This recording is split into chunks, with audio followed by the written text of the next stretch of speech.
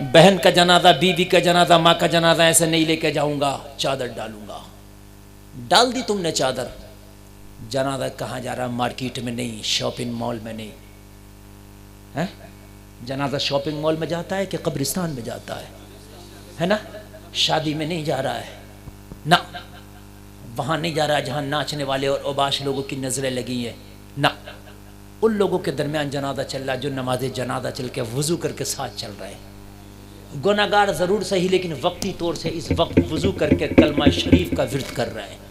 ان کے درمیان جنازہ جا رہا، مگر پھر بھائی کہہ رہا نہیں، بہن کا جنازہ بغیر چادر کے نہیں لے کے جاؤں گا۔ میرے بھائی، جب تیری بہن کل ایک مارکیٹ میں شاپنگ مال میں جا رہی تھی تب تجھے چادر یاد کیوں نہیں آئی بہن کی؟ جب بازار اور مارکیٹ میں تیری بہن نکلی تھی بال کھول کر کے، میک اپ کر کے، تب تو نے کیوں نہیں کہا میری بہن تجھے میں شاپنگ مال میں، تجھے شادی میں نہیں جانے دوں گا؟ اور اس لیے جنازہ تو چلتا ہے، ان کے درمیان ہوتا ہے جن کی زبان پر کلمہ ہوتا ہے۔ جنازہ چلتا ہے تو ان کے درمیان چلتا ہے جو باوضو ہوتے ہیں۔ جنازہ چلتا ہے تو ان کے درمیان ہوتا ہے کہ جن کے جو نماز جنازہ پڑھے ہوئے ہوتے ہیں۔ لیکن شاپنگ مارکیٹ میں جب تو جاتی ہے میری بہن تو وہاں کوئی باوضو تجھے نظر نہیں آئے گا، کلمہ پڑھنے والا نظر نہیں آئے گا، وہاں اوباش نظر آئیں گے، نفس پرست نظر آئیں گے، تیری عزت کے بھوکے نظر آئیں گے۔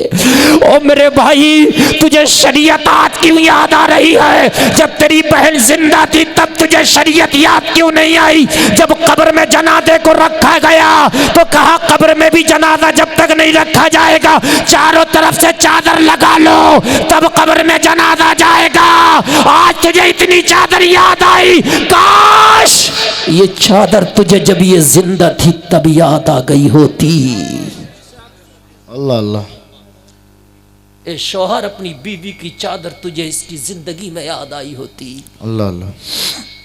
اے بھائی، تجھے اپنی بہن کی چادر اس کی زندگی میں یاد آئی ہوتی تو خدا کی قسم یہ چادر اس کے لیے بخشش کا ذریعہ بن جاتی۔ بے شک۔ بخشش کا ذریعہ۔ زمانے میں فاطمہ الزہرا کی چادر مشہور ہے، سنیے نہیں؟ فاطمہ کی چادر 72 پہبند لگے تھے فاطمہ کی چادر میں۔ کتنے پہبند لگے تھے؟ 72۔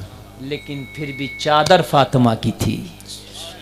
سبحان اللہ۔ 17 پہبند تو اس میں چمڑے کا لگا تھا۔ کپڑے میں کپڑے کا تو پہبند آپ نے دیکھا ہوگا، لیکن کپڑے میں چمڑے کا پہبند تو آپ نے سنا بھی نہیں ہوگا۔ حضرت فاطمہ کی چادر میں 17 پہبند چمڑے کا لگا تھا، مگر رب کعبہ کی قسم ایسی دیوانگی تھی پردے کی، ایسی دیوانگی تھی پردے کی، ایسی دیوانگی تھی۔ حضرت فاطمہ جب تک دنیا میں رہیں، حضرت فاطمہ کا شاید پلو بھی کسی غیر مرد نے نہیں دیکھا تھا، کسی غیر نے نہیں دیکھا تھا۔ نہیں دیکھا تھا۔ اللہ ہے۔ ایک روایت میں پڑھ رہا تھا کتاب میں، اس میں ایک آیت کے تحت، وہ آیت میرے ذہن میں نہیں آ رہی، بتایا گیا کہ حضرت فاطمہ کی جو موت کا وقت قریب آیا، وصال کا وقت، تو آپ نے دعا کی، مولا سب کی روح فرشتہ نکالتا ہے، میری لاج رکھ لے، میری روح کو بھی فرشتہ نہ نکال سکے، تو اپنی شایان شان اپنے دست قدرت سے میری روح کو قبض کر لے تو بہتر ہوگا۔ میں نہیں چاہتی کہ موت کا فرشتہ بھی فاطمہ کے پاس میں آئے۔ غور کریں، ذرا غور کریں میرے بھائیوں، کہ کریز ہمارے گھروں میں کیوں نہیں ہے؟ شوق سمجھا جاتا بے پردہ رہنے پر، فوٹو سیلفی کھچانے پر ماں ہماری بیٹیاں شوق سمجھتی ہیں، اور میری بیٹیاں تمہیں پتہ نہیں ہے جن سیلفیوں پر اپنے مسکراتے ہوئے چہروں کو تم سیلفیوں میں قید کر رہی ہو نا، خدا کی قسم ایک دن یہ تمہارا چہرہ قبر کے حوالے بھی کیا جائے گا۔ اللہ۔ اگر شوہر منع کرے تو لڑنے کے لیے تیار ہو جاتی ہیں، بھائی منع کرے تو اس کے بال نوچنے کے لیے تیار ہو جاتی ہیں۔ اے میری بہن، تجھے پتہ نہیں ہے دنیا میں تو شوہر کا چہرہ نوچ لے، بھائی کا چہرہ نوچ لے، مگر مرنے کے بعد تیرے چہرے کو قبر کے کیڑے نہ نوچے تو۔ بدماشیوں کی حد ہے، بے غیرتی کی حد ہو گئی ہے بالکل۔ بغیرتیوں کی حد. بعض عورت اتنی بغیرت ہو گئی ہے کہ اگر شوہر کچھ کہہ رہا تو اس کے سر پہ بیٹھ جاتی ہے, اس کی بات ماننے کو تیار نہیں ہے. ہاں,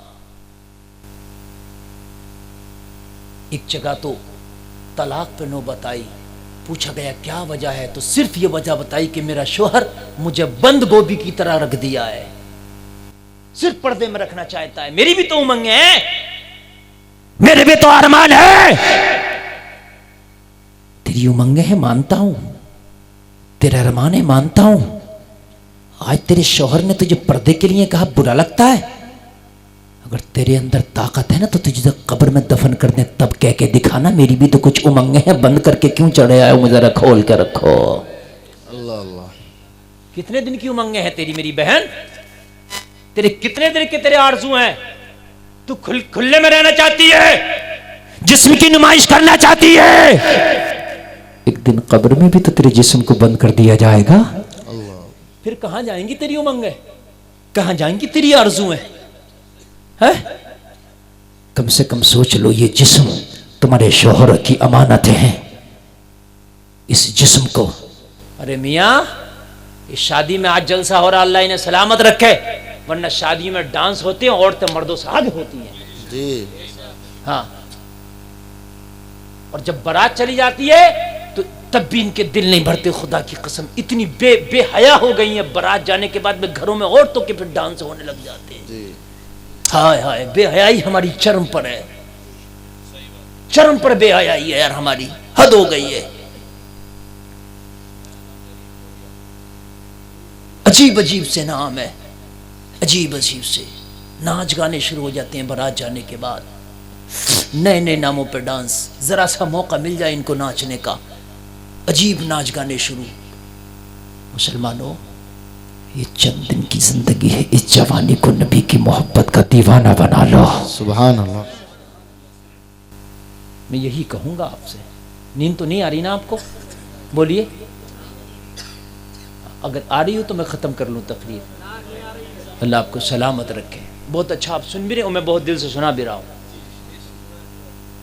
بولو, جوانی کو دیوانہ بناؤ گے نبی کا؟ بولو یار انشاءاللہ. ارے ہاتھ اٹھا کے بول دو نا یار انشاءاللہ. سبحان اللہ. دیوانہ تو دیوانہ ہوتا ہے. کتنے نوجوان ہیں جو آج کھڑے ہو کے مجھے اعلان کر دیں کہ حضرت ہم نبی کی محبت میں داڑھی رکھائیں گے. کھڑے ہو جاؤ, کھڑے ہو جاؤ یار, جو رکھانا چاہتے ہیں وہ کھڑے ہو جاؤ. وہ بچے کھڑے ہو رہے ہیں جن کو ابھی داڑھی نکلی نہیں ہے بیچارے, کھڑے ہو جاؤ, ڈرتے کیوں بیٹا, جو کھڑے ہو کھڑے رہو. اللہ آپ کو سلامت رکھے. میں دعا دے کے جاؤں گا انشاءاللہ. سبحان اللہ. اللہ آپ کو سلامت رکھے, اللہ آپ کے جذبوں میں نئی تازگیاں عطا فرمائے. دیکھ رہے ہیں آپ, ان بچے بیچارے کھڑے ہوئے, اللہ سلامت رکھے. بیٹے تمہارے ابا اگر کھڑے ہو جاتے تو بڑا اچھا تھا. سبحان اللہ. اللہ سلامت رکھے.